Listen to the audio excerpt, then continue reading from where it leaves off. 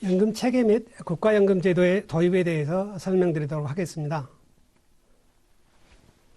여러분들 이제 삼층연금이라는 말을 많이 들어보셨을 텐데요. 이 삼층연금이라는 것은 1994년에 세계은행에서 처음으로 사용한 용어인데요.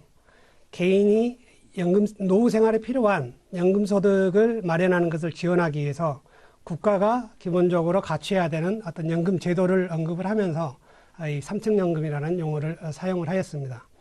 기본적으로 1층에는 이제 우리나라 국민연금 같은 국가연금이 있고 2층에는 뭐 퇴직연금, 3층은 개인연금 이렇게 세 개를 합해서 우리가 삼층연금이라고 하고요.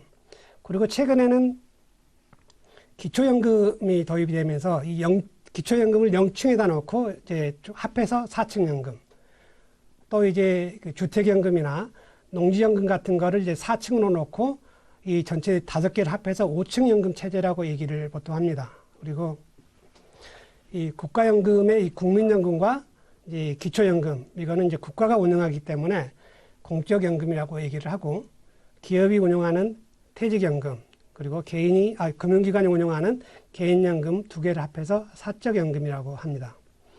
그리고 주택연금이나 농지연금은 엄격히 말하면 연금이 아닌데 대출 상품이거든요.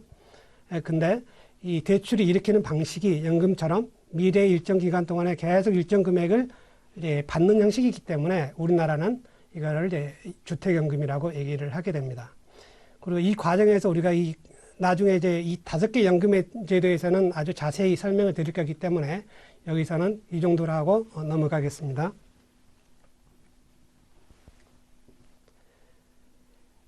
연금 관련 주요 용어인데요. 이 용어는 이제 교재를 보시면 각 필요한 파트에서 설명을 해드렸는데, 근데 처음에 이 연금제도를 공부하기에 앞서서 주요 용어를 이해하는 게 강의에 편할 것 같아서 간략히 제가 설명을 드리도록 하겠습니다. 먼저 이제 부담금인데요. 컨트리뷰션이라고 얘기를 합니다. 이거는 급여를 지급하기 위해서, 연금 급여를 지급하기 위해서 사용자나 가입자가 납입하는 금액이다. 그리고 이제 급여, 이제 베네피츠라고 하는데요. 이게 이제 처음에 연금제도를 이제 배우시는 분들이 이제 약간 혼동되는 용어입니다. 우리가 뭐 급여 그러면 월급 이런 얘기를 하잖아요. 우리가 근데 연금제도에서는 월급은 임금이라는 용어로 통일을 하고, 이 급여는 여기서는 연금을 받을 사람이 나중에 받게 되는 연금이나 일시금 이런 형태를 다 묶어서 우리가 이제 급여라고 얘기를 하게 됩니다. 그리고 나중에 이제 나이가 들어서 이제 연금을 받게 되면 그 연금을 어떻게 그 재원이 마련되는가, 이제 그걸 이제 재정 방식이라고 하는데, 재정 방식은 크게 적립 방식과 부과 방식이 있습니다. 이 적립 방식은 미래에 지급할 급여를 사전에 미리 적립해서 나중에 인출하는 방식이고요. 부과 방식은 현재 근로세대가, 일하는 세대가 부담금을 납입을 하면 그 부담금을 가지고 현재 은퇴 세대에게 연금급여를 지급하는 방식입니다. 그래서 부과 방식은 pay as you go, pay라고 얘기를 합니다. 자, 그러면 이제 나중에 급여를 이제 받을 때 그 급여 수준이 어떻게 산정되는지 그걸 기준으로 해서 확정기여형과 확정급여형이라고 이제 분류가 되는데요. 여기서 확정기여형은 이제 우리가 보통 DC형이라고 얘기를 하게 됩니다. 이 확정기여형은 처음에 납입하는 부담금의 산식이 사전에 결정되어 있는 연금제도를 우리가 확정기여형 연금제도라고 하고, 확정급여형, 이거는 이제 DB형이라고 얘기를 하는데요. 이거는 이제 나중에 받을 급여 수준이 사전에 결정되어 있는 연금제도다 라고 하면 되겠습니다. 그리고 이제 마지막으로 연금 지급률과 소득 대체율이 있는데요. 연금 지급률은 가입 기간 1년이 증가할 때마다 은퇴 전 소득 대비해서 내가 연금을 받는 게 어느 정도 비율이냐가 이제 연금 지급률이고, 소득 대체율은 우리 연금에서 굉장히 중요한 요소거든요. 용어거든요. 그래서 이거는 은퇴 전 소득 대비해서 내가 실제로 수령하는 연금액의 비율이 얼마냐라고 얘기를 하게 됩니다. 그래서 우리나라 국민연금 지급률이 1%거든요. 그리고 소득 대체율은 40%예요. 그래서 이 소득 대체율은 연금 지급률에다가 가입 기간을 곱해서 이제 산정을 하기 때문에 결국은 소득 대체율 40%를 달성하기 위해서는 국민연금에 40년 동안 가입을 해야 달성할 수 있다. 네, 그렇게 이해하시면 될 것 같습니다. 그 다음에는 국가연금제도의 도입 과정을 설명을 드리도록 하겠습니다. 이 세계 최초로 이제 국가연금을 도입하자라고 논의한 국가는 영국입니다. 1877년인데요. 근데 논의는 시작했지만 이 연금 재원을 어떻게 마련해야 되느냐, 거기에 따른 정치권의 논쟁이 계속 길어지면서 이제 처음에 도입하기로 논의를 시작한 30년 정도 후인 1908년에 영국이 이제 국가연금 제도를 도입했습니다. 기본적으로 영국의 국가연금 제도는 우리가 이제 베버리정이라고 하는데, 그때 이제 중산 지식인들이 좀 문제의식 가졌던 거가, 평생 열심히 일해도 나중에 나이가 들어서 노후 생활도 할 수 없는 빈민으로 전락을 하는, 그걸 이제 우리가 이제 디저빙 포어라고 얘기를 하는데, 그런 사람들의 노후 생활비는 국가가 지원하는 게 맞다라고 하면서 연금 재원은 국가가 부담해서 이러한 디저빙 포어의 노후 생활비를 지원하자라고 하면서 이 국가연금 제도가 영국에서 도입이 됐고요. 그리고 사실상 영국은 어떻게 보면 현대적 의미의 이제 연금 제도가 처음으로 도입된, 이제 그게 이제 1859년에 공무원 연금 제도가 도입됐는데, 그 처음으로 현대적 의미의 연금 제도를 도입한 국가라고 얘기를 할 수가 있겠습니다. 세계 최초로 이제 국가연금 제도를 도입한 나라는 영국이 아니라 독일입니다. 1884년에 독일이 국가연금 제도를 도입을 했는데요. 당시의 수상이 이제 비스마르크였기 때문에 이 독일의 국가연금 제도를 비스마르크형이라고 얘기를 합니다. 그 당시에 노동자들 사이에 사회주의가 급격히 확산되면서 자유주의 국가에서도 이제 연금 제도를 도입할 수 있다라는 걸 보여주기 위해서 비스마르크 수상이 전격적으로 이제 국가연금 제도를 세계 최초로 도입을 하였는데요. 초기에 이 국가연금 제도의 가입자가 노동자로 제한이 됩니다. 그래서 노후연금이 가장 필요한 노후 빈민들은 이제 배제되었기 때문에 국가연금 제도로서의 좀 한계가 있었던 부분이다. 그리고 이 연금을 지급하기 위한 재원은 기업과 이 노동자인 가입자가 분담하는 형태로 재원이 마련됐습니다. 그래서 이제 우리가 연금제도 목표별로 은퇴 전 생활 수준을 유지하는 걸 목표로 하는 연금제도를 우리가 비스마르크형 연금제도라고 하고, 최저 생활 유지를 목표로 하는 연금제도는 우리가 베버리정이라고 얘기를 하게 됩니다. 이 두 개의 연금제도를 간단히 비교를 하면, 비스마르크형 같은 경우에 아까 말씀드린 대로 이 목표는 은퇴 이전의 생활 수준을 유지할 수 있는 연금을 마련하는 것을 목표로 한다. 그러다 보니 가입자와 기업이 보험료를 내서 가입자의 소득에 비례해서 연금을 지급하는 형태고, 따라서 재원조달은 이제 사회보험료, 연금보험료를 이제 납입을 해야 되는 거죠. 그리고 이 국가연금 제도 자체가 은퇴 이전의 생활 수준을 유지하다 보니 공적연금의 역할이 굉장히 높아졌습니다. 그래서 상대적으로 사적연금이 좀 제한적으로 발달을 하게 되는 그런 역사를 보이고 있고요. 반면에 이제 베버리지형은 최저소득 보장이거든요. 노후에. 그리고 지급하는 급여도 소득 비례가 아니라 일정 금액, 정액의 일정 금액을 급여로 지급하는 형태다. 그리고 그 재원도 국가가 세금으로 이제 마련하는 거고, 그러다 보니 공적연금이라는 거는 최저소득 수준만 보장하다 보니 상당히 제한적이거든요. 따라서 은퇴 이전 생활 수준을 유지하기 위해서는 결국은 이 베버리지형을 채택하는 국가는 사적연금이 굉장히 발달할 수밖에 없었다. 거의 뭐 공적연금을 대체하는 수준까지 하게 되는데요.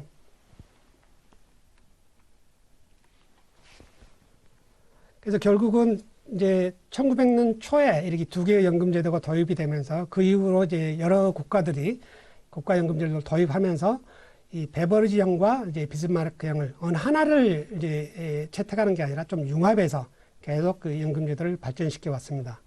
그래서 주로 유럽 대륙 국가들은 국가 역할을 상대적으로 이제 중시하기 때문에 주로 이제 비스마르크형, 그러면서 이제 사적연금 좀 제한적인 기여를 하는 부분이 있고요.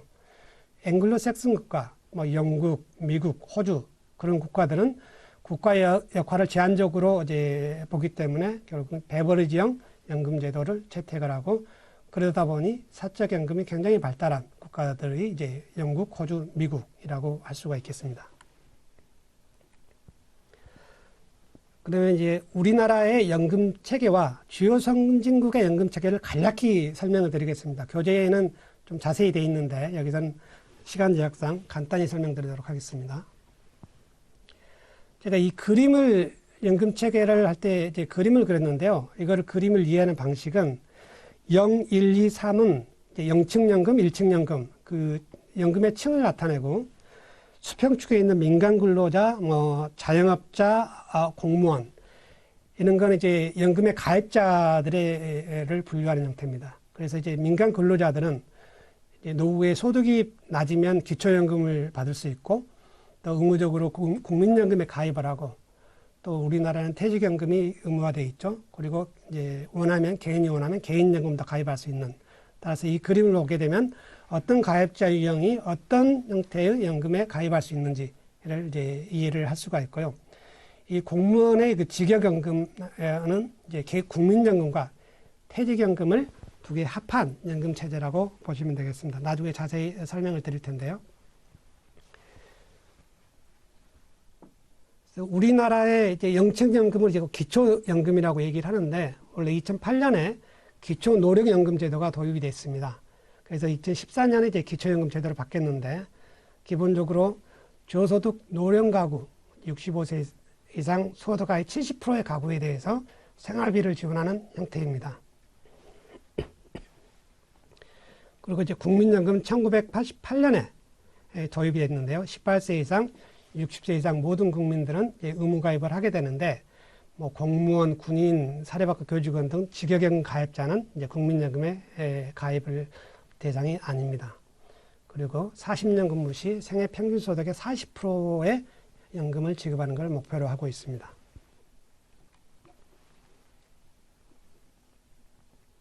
우리나라 퇴직연금 제도는 2005년에 도입됐는데요. 그 전에는 이제 퇴직금 제도라는 게 있었죠. 그래서 우리나라의 퇴직연금 제도를 퇴직연금과 퇴직금이 공존하는 형태. 그래서 우리가 이거를 퇴직급여 제도라고 얘기를 합니다. 그리고 우리나라의 퇴직연금 제도는 이제 크게 DC형, DB형으로 이제 분리가 되는데 기업에 따라서는 DC형과 DB형을 혼합할 수도 있고 여기에 퇴직금 제도까지 혼합해서 도입을 할 수가 있습니다. 그리고 1994년에 개인연금이 도입이 됐는데 기본적으로 개인연금은 세제적격 개인연금과 납입할 때 세제 혜택이 있는 세제적격 개인연금과 납입할 때 세제 혜택이 없지만 인출할 때 이제 비과세인 세제 비적격 개인연금으로 이제 구분이 됩니다. 그럼 주요 선진국의 연금제도를 이제 설명을 드릴 텐데요. 뭐 영국입니다. 아까 말씀드렸다시피 이제 베버리지형 연금 체제고 영국도 0층부터 3층까지 4층 연금 체제를 유지를 하고 있고요. 그래서 연금 크레딧이 이제 우리나라의 기초연금에 대응하는 제도고 신국가연금이 우리나라의 국민연금에 대응하는 1층 연금이다 라는 거고요. 그리고 이제 영국도 1908년에 도입이 됐지만 계속 연금 제도로 개혁해 왔고 최근에 2016년에 연금 제도를 다시 개혁하면서 연금 크레딧, 0층인 연금 크레딧 제도와 이제 1층 연금인 신국가연금 제도를 도입을 했습니다. 기초연금은 66세 이상 저소득 가구를 대상으로 국가가 세금으로 근로자의 평균 소득의 약 18.6%를 최대한 그 정도까지 지원할 수 있는 이제 기초연금 제도고요. 신국가연금은 이제 보험료를 납입을 해야 됩니다. 일정 소득 이상이 되는 사람들은. 그리고 최소 10년 이상 가입해야 연금을 받을 수 있고, 재정 방식은 이제 부과 방식. 그래서 66세부터 기본적으로 연금을 수령하는데 평균 소득의 약 최대 24.2%까지 수령을 할 수가 있습니다. 그리고 영국의 기업연금 제도가 이제 2층 연금인 기업연금 제도가 좀 특이한데요. 2008년에 네스트라는 기업연금 제도를 도입을 했는데 이거는 모든 기업의 근로자들이 의무적으로 자동 가입을 시키는 의무 퇴직연금 제도인데 그렇지만 근로자가 원하면 탈퇴를 할 수 있기 때문에 약간 준강제적인 기업연금 제도다라고 이제 볼 수가 있고요. 그리고 네스트를 보다 더 좋은 급여가 더 좋은 연금 제도를 도입하는 것은 이제 허용을 하고 있습니다. 그리고 2021년 2월 달에 CDC라고 해서 집단형 확정기여형 연금 제도를 도입을 했는데 이거는 DC형과 DB형을 이제 결합을 시켜서 이제 기업의 부담을 좀 줄여주면서도 이제 장수 위험을 해지할 수 있도록 약간 혼합형의 연금 제도가 이제 CDC의 연금 제도라고 보시면 될 것 같습니다. 기본적으로 영국의 퇴직연금에서는 은퇴 직전 이제 평균 소득의 약 31%를 연금으로 지급하는 것을 이제 목표로 하고 있습니다. 영국의 개인연금 제도는 뭐 평이한 거니까 그냥 넘어가기로 하고요. 미국도 베버리지형 4층 연금 체제를 유지를 하고 있습니다. 그래서 이제 우리의 1층 연금에 대응하는 게 이제 OASDI라는 사회보장세 걷어서 연금을 이제 재원을 마련해서 연금을 지급하는 제도죠. 그래서 미국의 그 기초연금 제도도 영국처럼 저소득 대상으로 세금으로 지원하는 거고요.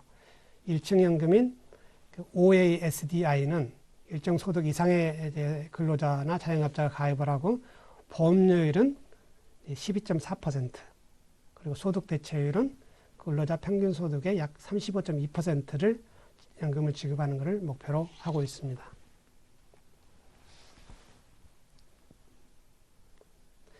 미국은 이제 기업연금 제도가 가장 발달한 국가 중에 하나인데요.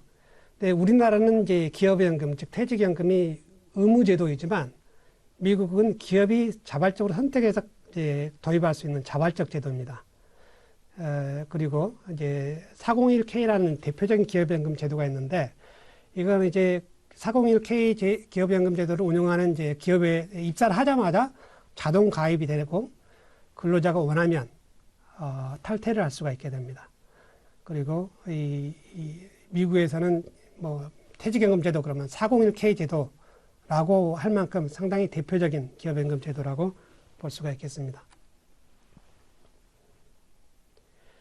미국의 개인연금을 우리가 IRA라고 하는데, 일반적으로 트래디셔널 IRA가 우리나라의 IRP와 유사한 개념이고, 이 트래디셔널 IRA와 좀 반대되는 개념인데, 세금을 납입할 때 세금을 세제 혜택을 주지 않고 인출할 때 이제 비과세되는 로스 IRA가 같이 도입되어 있습니다. 그래서 요즘은 이제 미국에서는 이제 트래디셔널 IRA보다는 로스 IRA가 상당히 더 인기가 있는 개인연금 계좌로서 자리매김하고 있습니다.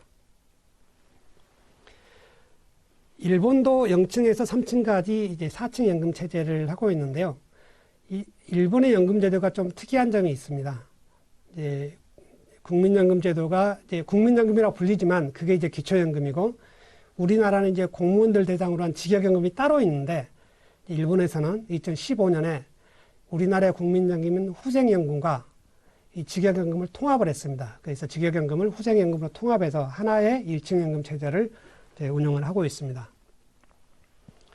그리고 일본의 국민연금, 그 0층 연금의 특징은 모든 거주자가 이제 가입을 해야 됩니다. 정액보험료를 내고 가입을 하고 25년 이상 가입을 하게 되면 65세부터 연금을 지급하는데, 이 국민연금, 즉 여기서 우리나라의 기초연금에 해당하는 국민연금에서 지급하는 노령 기초연금액은 가입기간에 비례해서, 우리나라는 정액이지만 일본은 가입기간에 비례해서 노령 기초연금액을 지급을 합니다. 그리고 이제 후생연금은 우리나라의 이제 국민연금에 해당되는 1층 연금인데, 방금 말씀드렸다시피 2015년에 직역연금이 이 후생연금으로 통합이 됐고, 이 보험료율이 우리나라 국민연금 보험료율이 9%인데 일본은 거의 2배에 넘습니다. 18.3%를 가입자와 사용자가 이제 균등 분담을 해서 보험료를 납부를 하고요. 그리고 수급 자격 좀 특이한데 65세 이상이지만 그 65세까지 해서 기초연금이었던 국민연금을 25년 이상 가입을 해야 되고, 그리고 후생연금은 1개월 이상만 가입을 해도 이 후생연금에서 노령 후생연금을 받을 수가 있습니다. 그리고 이 후생노령연금액은 가입기간과 본인의 생애 평균 소득에 비례해서 받게 되고요. 그래서 이제 기본적으로 후생연금 가입자는 아까 말씀드린 노령 기초연금하고 여기서 노령 후생연금을 같이 받게 되고, 이게 생애 소득의 약 50%에 해당하는 연금을 지급하는 것을 목표로 하고 있습니다.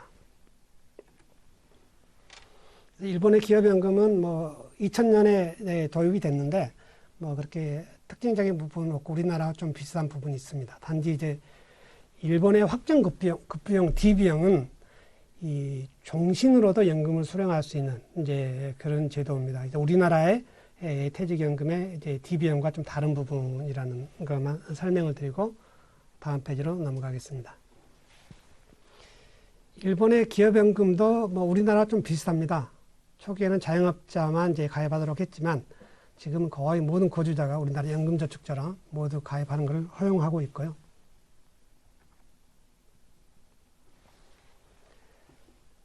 스웨덴의 국가연금 제도가 상당히 좀 우리나라, 그러니까 우리가 지금 한 50년 동안 향후의 인구가 굉장히 급격히 감소할 것으로 전망이 되고 있거든요. 근데 스웨덴의 국가연금 제도를 한번 유심히 좀 연구할 필요가 있습니다. 스웨덴도 이제 1990년에 이제 경제 성장률도 낮아지고 인구 감소가 예상되면서 10년 동안의 사회적인 논의를 거쳐서 99년에 아주 연금제도를 완전히 뜯어 고쳤거든요. 그래서 최저보장연금과 노령연금의 두 축으로 이제 개편을 했는데 여기서의 최저보장연금은 우리나라의 기초연금에 해당되는 영축연금입니다. 국가가 세금으로 이제 연금을 지급하게 되죠.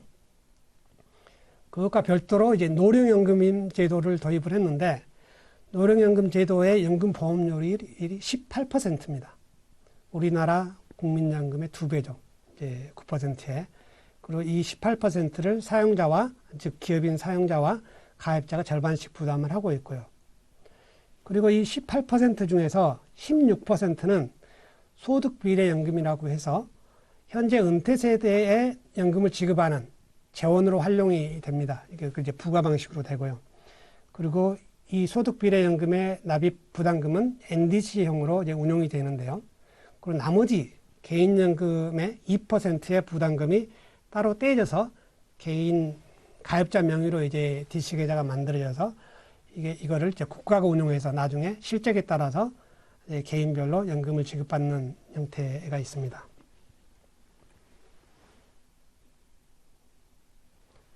방금 소득비례연금 우리가 이제 NDC라고 얘기했는데, 이 NDC라는 개념은 노셔널 DC, 이제 명목 DC형인 이제 국가연금 제도입니다. 그래서 왜 명목인지를 이제 설명을 드리면, 이제 18% 중에서 16%는 이 NDC 계좌로 통합된다고 그랬잖아요. 그래서 실제로 납입한 보험료는 노령세대 연금지출한테 사용이 되고, 그렇지만 이 개별 가입자별로 명목상의 장부를 하나 만들어서 이 가입자가 얼마만큼의 보험료를 납부를 했는지 이제 기록을 하고 그 부담금에다가 가상이익이라고 얘기를 했는데요. 그러니까 금액 자체가 지금 그냥 장부상으로는 잡혀 있잖아요. 납입액이.